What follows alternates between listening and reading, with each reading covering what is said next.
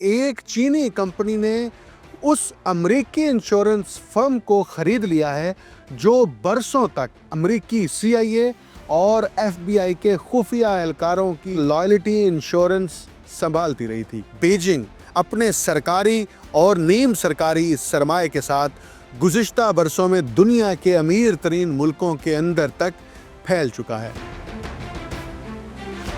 वो सरमायाकारी जिसे वो आम कारोबारी सरगर्मी समझते थे, दरअसल बीजिंग की बड़ी आलमी हिकमत अमली का हिस्सा थी। नीदरलैंड्स में नेक्सपेरिया इसकी सबसे वाज़ेह मिसाल है। नेक्सपेरिया की खरीदारी के लिए चाइना के स्टेट बैंक ने 2017 में $800 मिलियन का कर्ज दिया था। सिर्फ 2 बरस बाद यह मलकियत दूसरी चीनी कंपनी विंग टेक के पास मुंतकिल हो गई।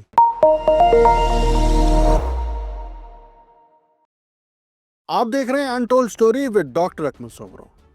दुनिया के ताकतवर तरीन खुफिया इदारों के बीच एक ऐसा सकूत था जिसका जिक्र कभी सरकारी कागजों में नहीं हुआ। यह सकूत उस वक्त टूटा जब मालूम हुआ कि एक चीनी कंपनी ने उस अमेरिकी इंश्योरेंस फर्म को खरीद लिया है जो बरसों तक अमेरिकी CIA और FBI के खुफिया एहलकारों की जिम्मेदारी और लॉयल्टी इंश्योरेंस संभालती रही थी। बीजिंग के खरबों डॉलर के आलमी मुआशी फैलाव की इस एक डील ने वॉशिंगटन की रीढ़ की हड्डी में सनसनी दौड़ा दी। 2018 के बाद अमेरिका ने अपने कानून ऐसे सख्त किए कि हसास शोबों तक दुश्मन मुमालिक की रसाई तकरीबन नामुमकिन हो गई, मगर माजी में हर दरवाज़ा इतना मजबूती से बंद नहीं था। 2016 में अमेरिकी इंटेलिजेंस पर रिपोर्टिंग करने वाले सहाफ़ी जेफ स्टेन को एक ऐसा फ़ोन आया जिसने इनके पैरों तले ज़मीन खींच ली। फ़ोन पर मौजूद शख्स बराह रास्त अंदरूनी मालूमात तक रसाई रखता था। उसने सिर्फ एक जुमला कहा, क्या तुम्हें पता है जिस कंपनी के तहत इंटेलिजेंस एहलकारों की इंश्योरेंस होती है वो अब चाइना की मलकियत है। स्टेन हैरत से गूंग रह गए। उन्हें जल्द ही पता चला कि 2015 में रॉयट USA नामी इस इंश्योरेंस फर्म को फोसन ग्रुप ने खरीद लिया था। चीन की एक ऐसी निजी कंपनी जिसके बारे में पूरी अमेरिकी एस्टेब्लिशमेंट जानती है कि इसके रवाबित बीजिंग की सबसे ऊंची क़यादत तक जाते हैं। अमेरिकी तशवीश की वजह इंतहाई वाज़ेह थी। रॉयट USA के पास अमेरिका की खुफिया तरीन एजेंसियों के आला अफसरान और ऑपरेशनल एजेंट्स का ज़ाती डेटा, हसास प्रोफाइल्स और अंदरूनी तफसीलात मौजूद थीं। अब सवाल ये था कि जब ये कंपनी और इसकी पेरेंट कंपनी आयरन शोर दोनों चीनी मलकियत में जा चुकी थीं तो ये मालूमात किन हाथों तक पहुंच सकती हैं। और फिर मालूम हुआ कि ये एक तन्हा वाक़या नहीं था। नए खसूसी डेटा के मुताबिक बीजिंग अपने सरकारी और नीम सरकारी सरमाए के साथ गुज़िश्ता बरसों में दुनिया के अमीर तरीन मुल्कों के अंदर तक फैल चुका है। अमेरिका, यूरोप, मशरिक़ वस्ता और ऑस्ट्रेलिया तक ऐसी कंपनियां और असासे खरीद कर जिनके ज़रिए हसास टेक्नोलॉजीज़, स्ट्रेटेजिक इंफ्रास्ट्रक्चर और खुफिया नोयत की मालूमात तक तवीलुल मुद्दती रसाई मुमकिन हो सकती थी। जेफ स्टेन कहते हैं कि रॉयट USA की खरीदारी ज़ाहिरी तौर पर बिल्कुल कानूनी और आम कारोबारी लेन देन की तरह थी, मगर असल मसला चीन का वो सियासी मॉडल है जिसमें हुकूमत और निजी कारोबार एक ही ताकत के 2 चेहरे हैं। इस डील का मतलब उनके मुताबिक ये था कि अमेरिका के हसास एजेंट्स का डेटा बराह रास्त चीनी इंटेलिजेंस के रडार में आ गया है। नए शवाहिद बताते हैं कि ये पूरा ऑपरेशन सिर्फ फोसन का कारनामा नहीं था, बल्कि चीन की 4 सरकारी बैंकों ने मजमूई तौर पर $1 अरब 20 करोड़ का कर्ज केमन आइलैंड के ज़रिए मुंतकिल किया ताकि इस खरीदारी को खामोशी से मुकम्मल किया जा सके। स्टेन की खबर जैसे ही न्यूज़ वीक में छपी, वाशिंगटन में अलार्म बज उठे। मौजूदा कवानीन के तहत अमरीकी वजारत ख़जाना की वो ताकतवर शाख committee on foreign investment in the United states फौरी तौर पर हरकत में आई और कुछ ही अरसे बाद रॉयट यूएसए को दोबारा अमरीकी सरमायाकारों के हाथों फरोख्त कर दिया गया। ये फैसला किसने किया, कैसे किया, आज तक वाज़ेह नहीं। अमरीकी इंटेलिजेंस ज़राए आज भी एतराफ़ करते हैं कि रॉयट यूएसए का मामला वो फैसला कुन लम्हा था जिसने ट्रंप इंतज़ामिया को 2018 में गैर मुल्की सरमायाकारी पर कवानीन सख्त करने पर मजबूर किया। ये एक इंश्योरेंस कंपनी की खरीदारी नहीं थी, ये ताकत की आलमी बसात पर बीजिंग की एक ऐसी चाल थी जिसने वाशिंगटन को पूरी दिफाई पॉलिसी असर-ए-नौ तरतीब देने पर मजबूर कर दिया। उस वक्त दुनिया में बहुत कम लोग समझते थे कि ये सरमायाकारी सिर्फ कारोबारी सरगर्मी नहीं बल्कि बीजिंग की एक वसी, हमगीर और गहरी आलमी हिकमत अमली का हिस्सा है। एक ऐसी हिकमत अमली जिसके तहत चीन ने खामोशी से हर बर्रे आज़म में अपने मुआशी पंजे गाड़ना शुरू कर दिए। सालों तक ये तासुर आम रहा कि चीन का पैसा सिर्फ तरक्की पजीर ममालिक में बह रहा है, मगर जब एड डेटा की टीम ने अपने तज्जिये के दौरान देखा कि सैकड़ों अरब डॉलर अमेरिका, बरतानिया और जर्मनी जैसे ताकतवर ममालिक में भी बह रहे हैं और वो भी तकरीबन खुलेआम, तो ये इनके लिए एक धचके से कम न था। वर्जीनिया में कायम एड डेटा वो तहकीकी लेबॉर्ट्री है जो दुनिया भर में हुकूमतों की बैरून मुल्क माली हरकतों का सुराख लगाती है। अमेरिका की कदीम यूनिवर्सिटी विलियम एंड मैरी से मुंसलिक ये इदारा 12 बरस से मुसलसल चीन के मालियाती असर व रसूख का ताक़ुब कर रहा है। 4 साल पर मुश्तमिल एक जामे तहकीक जिसमें 120 से ज़्यादा मुहक्किकीन शामिल थे, आखिरकार वो पहला जामे तखमीना सामने लाई जिससे पता चला कि चीन ने सन 2000 से अब तक अपनी सरहदों से बाहर कम अज़ कम 2 खरब 10 अरब डॉलर खर्च किए हैं।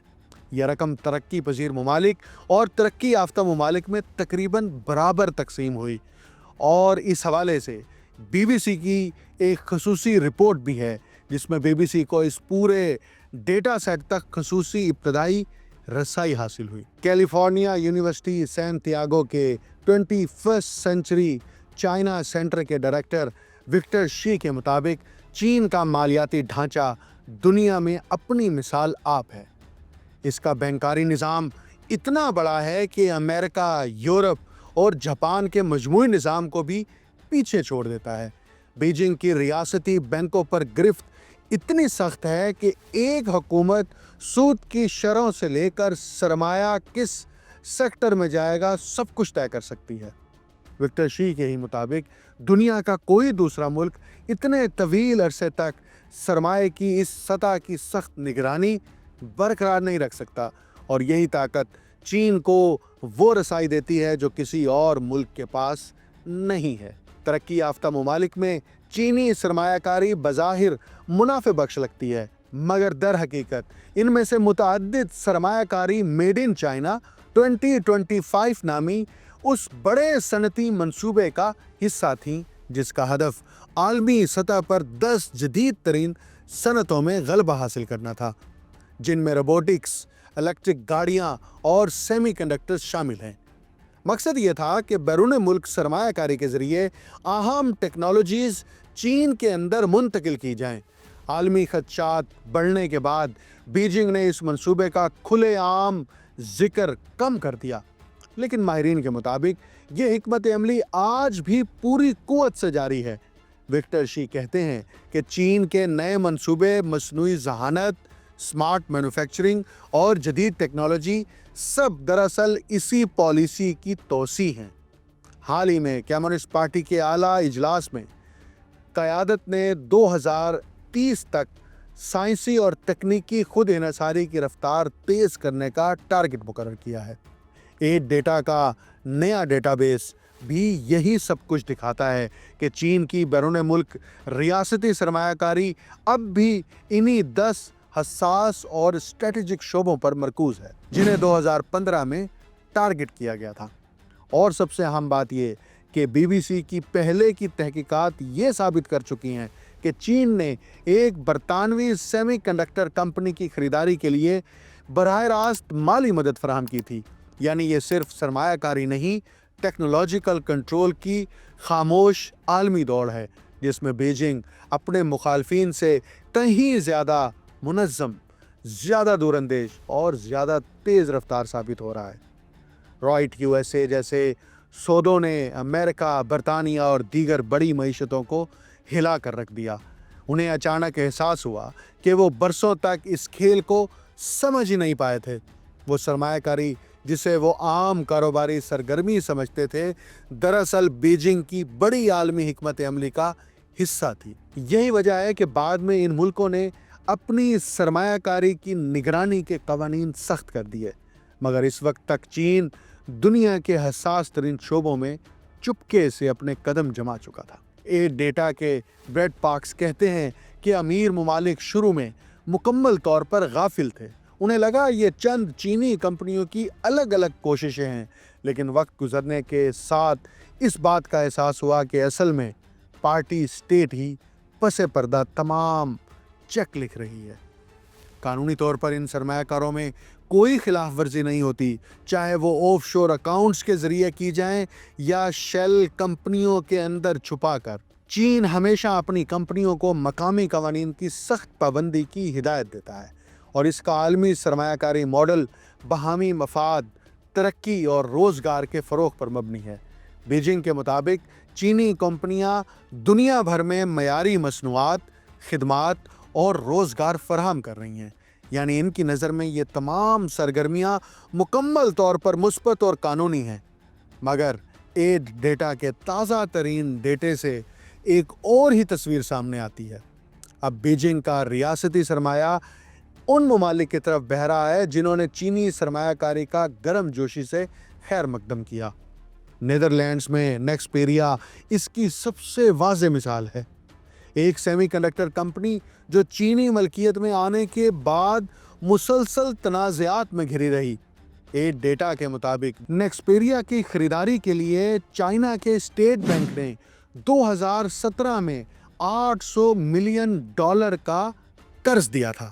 صرف 2 برس بعد یہ ملکیت دوسری چینی کمپنی ونگ ٹیک کے پاس منتقل ہو گئی۔ نیکسپیریا کی اصل اسٹریٹجک اہمیت اس وقت پوری طرح کھل کر سامنے آئی جب ڈچ حکومت نے ستمبر میں اس کے آپریشنز کا براہ راست کنٹرول سنبھال لیا۔ حکام کو خدشہ تھا کہ نیکسپیریا کی حساس ٹیکنالوجی ونگ ٹیک گروپ کے دیگر حصوں میں منتقل ہو سکتی ہے۔ ایسی منتقلی چین کے ٹیکنالوجیکل اثر و رسوخ کو اور زیادہ مضبوط کر سکتی تھی۔ اس غیر معمولی اقدام نے کمپنی کو عملی طور پر 2 حصوں میں تقسیم کر دیا۔ ڈچ سرگرمیاں الگ ہو گئیں جبکہ چینی مینوفیکچرنگ آپریشنز گروپ کی دوسری سمت نکل گئے۔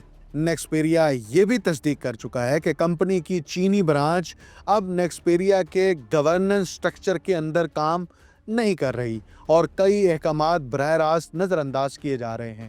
یعنی یورپ کے مرکز میں بیٹھ کر ایک کمپنی وہی کر رہی ہے جس سے مغربی حکومتیں برسوں سے خبردار کرتی آئی ہیں۔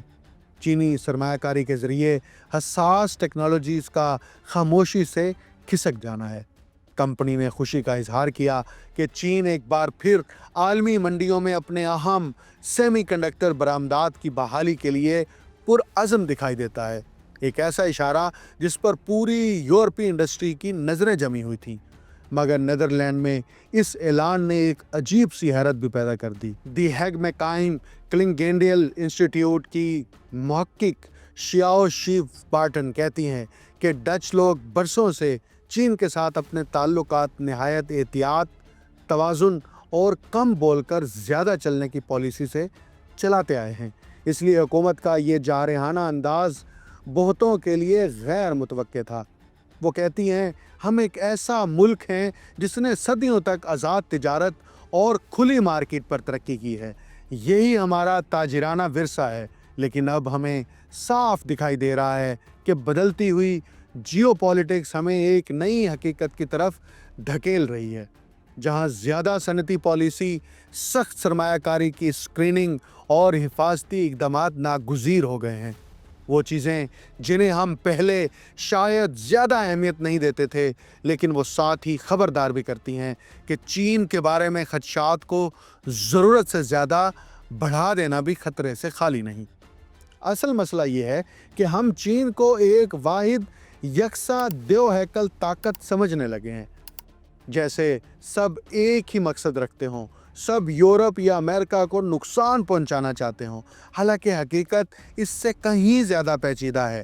چین میں بے شمار کمپنیاں، خاص طور پر نجی ادارے، محض کاروبار کرنا چاہتے ہیں۔ وہ بالکل عام کمپنیوں کی طرح برتاؤ چاہتے ہیں اور یورپ میں ملنے والی منفی سیاسی مزاحمت نہیں چاہتے۔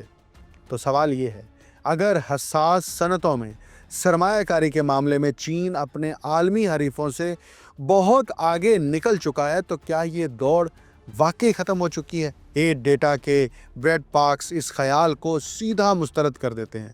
وہ کہتے ہیں بالکل نہیں، یہ دوڑ ابھی ختم ہونے سے بہت دور ہے۔ بہت سی چینی کمپنیاں اب بھی بیرون ملک اہم حساسے خریدنے کی کوشش کر رہی ہیں۔ فرق صرف اتنا ہے کہ اب ان کے ہر سرمایہ کاری قدم کی کئی گھنٹوں تک باریک جانچ پڑتال ہوتی ہے۔ پھر وہ ایک جملہ کہتے ہیں جو اس پوری عالمی داستان کی سمت واضح کر دیتا ہے: چین نے اپنی چال چل دی ہے، اب وہ پیروکار نہیں رہا بلکہ رفتار طے کرنے والا ملک بن چکا ہے۔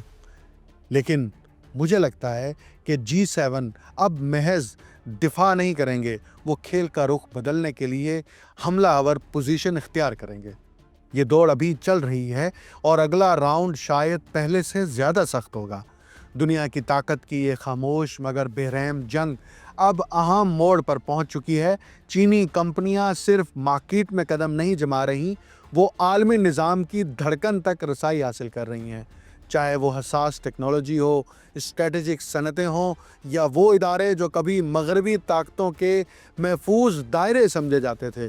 سوال یہ نہیں کہ چین کب آگے بڑھے گا، سوال یہ ہے کہ باقی دنیا کب حقیقت کو تسلیم کرے گی، کیونکہ اگلی دہائی میں جو ملک، جو قوم اور جو نظام اس نئی ہلچل کو نہ سمجھ سکا، وہ فیصلہ سازی کی میز پر نہیں بیٹھے گا بلکہ صرف اس کے نتائج بھگتے گا۔ یہ مستقبل کی وہ جنگ ہے جہاں خاموشی سب سے بڑا خطرہ ہے اور بے خبری سب سے بڑی شکست ہوگی۔ مجھے ڈاکٹر اکمل سومرو کو اجازت دیجیے۔ اللہ حافظ۔